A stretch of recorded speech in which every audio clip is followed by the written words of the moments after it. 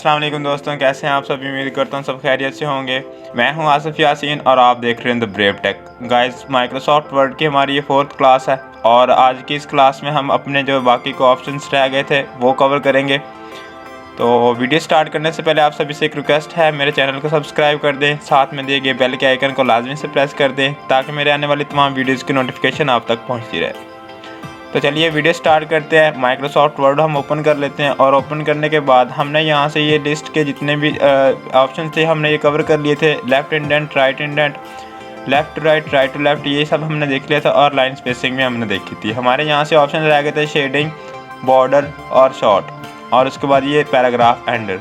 सबसे पहले हम शेडिंग देखते हैं। शेडिंग क्या चीज़ है, देखें यहाँ पर मैंने एक लाइन लिखी, मैं यहाँ पर लिख रहा हूँ दिस इज़ माई टेक्स्ट, ठीक है, ये लिखी मैंने। अब मैं इसके बैकग्राउंड में कोई कलर चाहता हूँ, इसके बैकग्राउंड में कोई कलर चाहता हूँ, तो तब हम यूज़ करते हैं शेडिंग। मैंने इस सब को सिलेक्ट किया, सिलेक्ट करने के बाद अब मैं शेडिंग पे यहाँ से ड्रॉप डाउन पे क्लिक किया और यहाँ से हम एक कलर चूज़ कर लेते हैं। देखें, इस तरह से हमारी शेडिंग वर्क करती है। हमारी लाइन के पीछे जितना हमारा टेक्स्ट होता है उसके पीछे कलर देने के लिए हम शेडिंग को यूज़ करते हैं। अब जैसे मैंने एंटर प्रेस किया, देखें वो कलर ऑटोमेटिकली आता जा रहा है। ओके, तो शेडिंग की समझ लगी है आपको। तो यहाँ से देखें, अगर कोई कलर हमें अच्छा नहीं लग रहा, यहाँ से अगर कोई कलर सही नहीं लग रहा तो हम मोर कलर्स पे जाएंगे। जैसे मैंने पिछली बार बताया था जब हमने ये टेक्स्ट्स यूज़ किए थे, तो यहाँ से आप अपना कलर डिफ़ाइन कर सकते हैं। RGB कलर्स को मिक्सअप करके आप इनमें से एक कलर बना के और वहाँ से आप इसे अप्लाई कर सकते हैं। चलिए, शेडिंग देख ली हमने, शेडिंग क्या चीज़ होती है। एंड उसके बाद हमारे पास यहाँ पे बॉर्डर आता है। अब बॉर्डर क्या चीज़ है, देखिए मैं इसको सिलेक्ट कर रहा हूँ और मुझे इसके नीचे एक लाइन चाहिए, ठीक है, इसके नीचे एक लाइन चाहिए। या फिर मैं ऐसे करता हूँ, मैं इसको एक हेडिंग बना देता हूँ,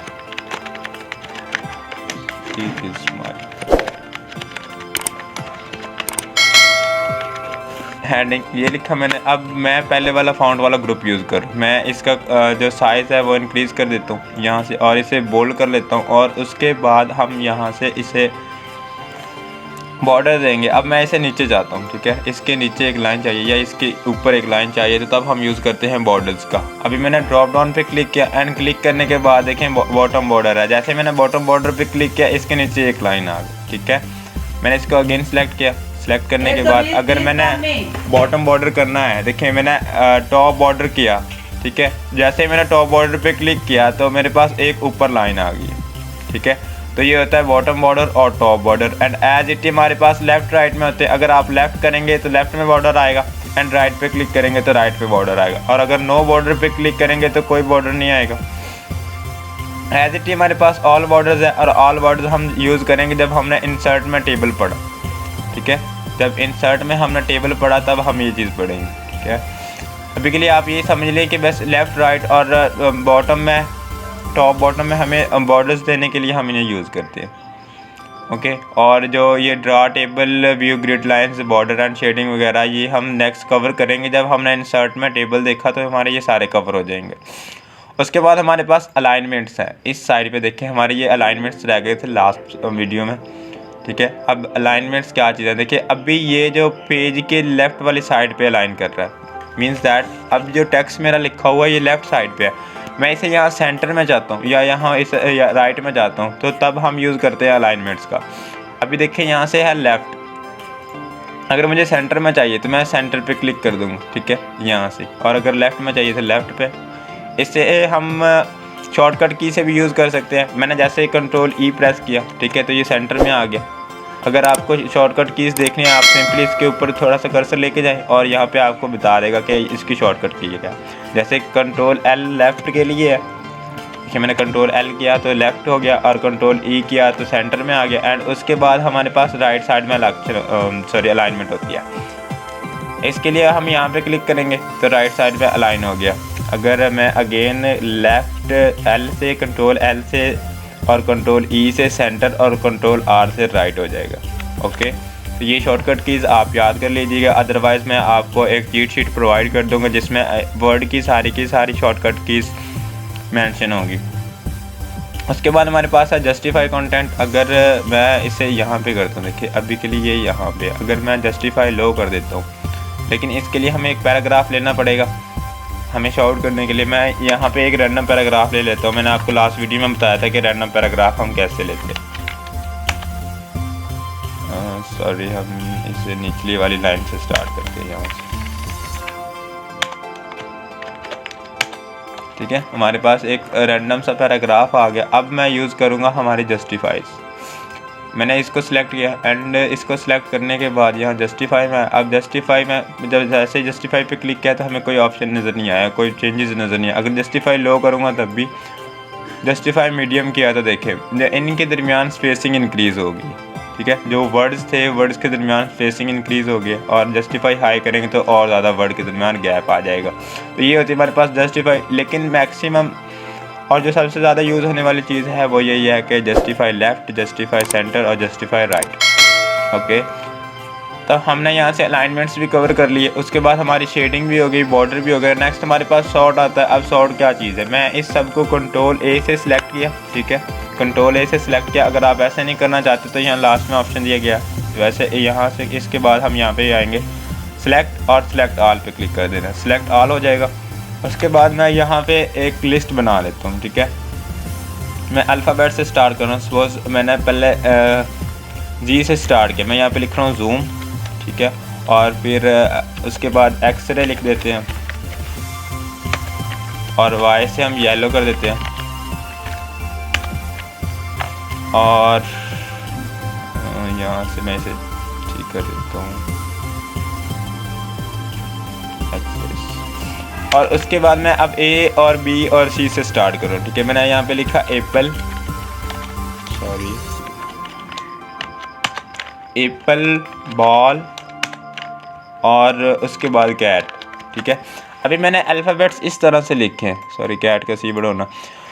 अल्फ़ाबेट्स मैंने इस तरह से लिखे। मैंने एक ऑर्डर बनाया एक्स वाई जी। देखिए यहाँ स्टार्ट में अगर देखें एक्स वाई जी और ए बी सी इस तरह से आ रहा है। अगर मैं चाहता हूँ कि जो ए से स्टार्ट हो रहे हैं वो पहले आए और उसके बाद देखिए यहाँ पे ए पहले आए, फिर बी आए, फिर सी आए, फिर एक्स आए, फिर वाई आए, फिर जी आए। ठीक है, मैं एक अल्फ़ाबेट्स की तरतीब में जैसे ए बी सी हमारी होती है इस तरह से करना चाहता हूँ, तो तब हम यूज़ करते हैं सॉर्ट का। अब मैं इस पूरे को सिलेक्ट कर रहा हूँ एंड सेलेक्ट करने के बाद यहाँ सॉर्ट में आया। ठीक है, अभी सिंपली बस असेंडिंग पे क्लिक करके हमने ओके कर देना। आप देख सकते हैं पहले ए, फिर बी, फिर सी, फिर एक्स, फिर वाई, फिर जी।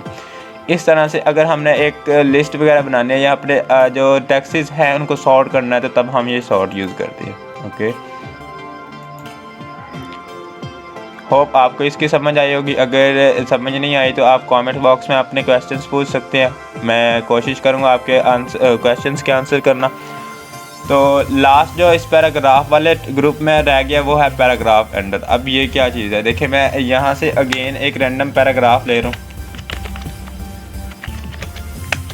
मैंने एक रैंडम पैराग्राफ लिया। अब मैं देखना चाहता हूँ कि मेरे पैराग्राफ्स कहाँ पे एंड हो रहे हैं, तो तब हम यूज़ करते हैं पैराग्राफ एंडर्स का। आप देख सकते हैं यहाँ पे मेरा पैराग्राफ एंड हुआ, यहाँ पे मेरा पैराग्राफ, और उसके बाद यहाँ पे एंड यहाँ पे उसके बाद यहाँ।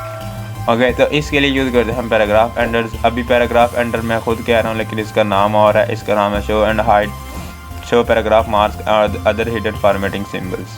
ठीक है, पैराग्राफ फॉर्मेट। अब इसको मैं अगेन क्लियर कर देता हूँ कंट्रोल ए से और उसके बाद अंडू, सॉरी बैक स्पेस। उसके बाद हमारे पास स्टाइल्स है। मैं यहाँ से अगेन कोई टेक्स्ट ले लेता हूँ।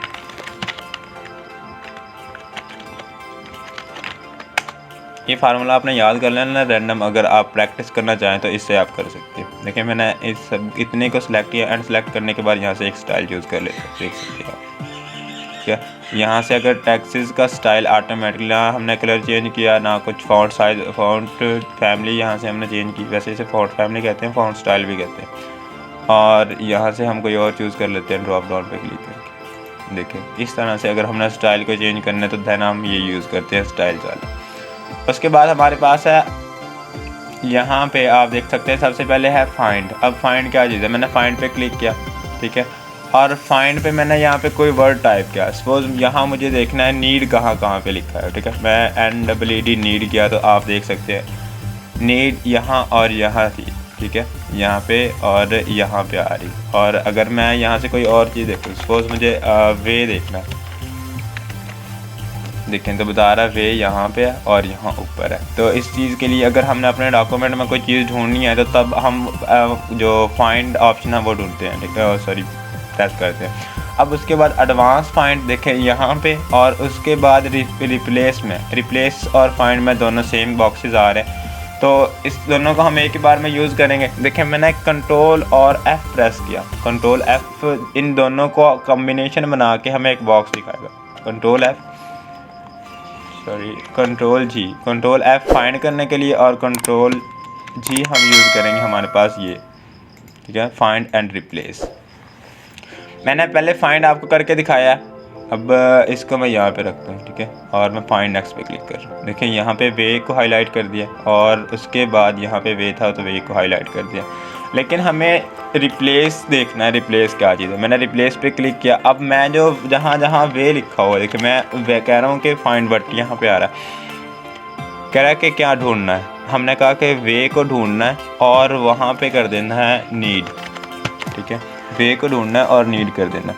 यहाँ पे देखें वे लिखा हुआ है इस जगह पे, मैं रिप्लेस पे क्लिक कर रहा हूँ। देखें जहाँ पे वे था वहाँ पे नीड हो गया। और अगर सब पे जहाँ जहाँ पे पूरे डॉक्यूमेंट में वे है वहाँ का पे करना है तो हम रिप्लेस ऑल कर दें, ठीक है। जहाँ पे इसे वे नज़र आया उसने वहाँ पे नीड कर दिया।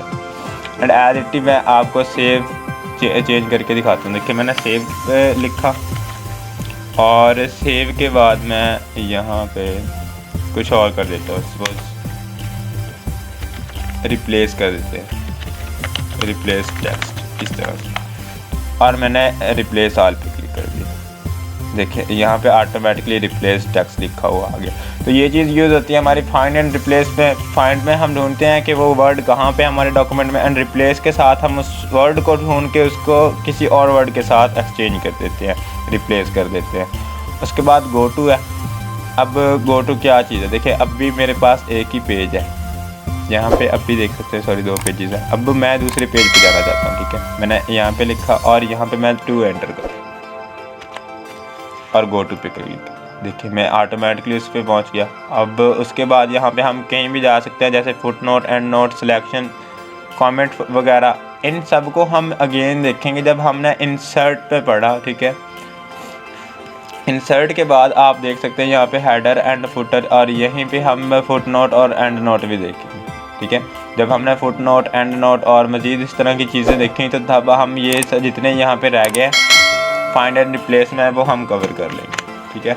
होप आपको ये वीडियो अच्छी लगी होगी। आज की वीडियो के लिए इतना ही। उम्मीद करता हूँ वीडियो आपको बहुत अच्छी लगी होगी, और अगर अच्छी लगी है तो लाइक कर दें और चैनल को सब्सक्राइब कर दें। साथ में दिए गए बेल के आइकन को लाजमी से प्रेस कर दीजिएगा ताकि मेरे आने वाले तमाम वीडियोज़ की नोटिफिकेशन आप तक पहुँचती रहे। Thanks for watching. अल्लाह हाफिज़।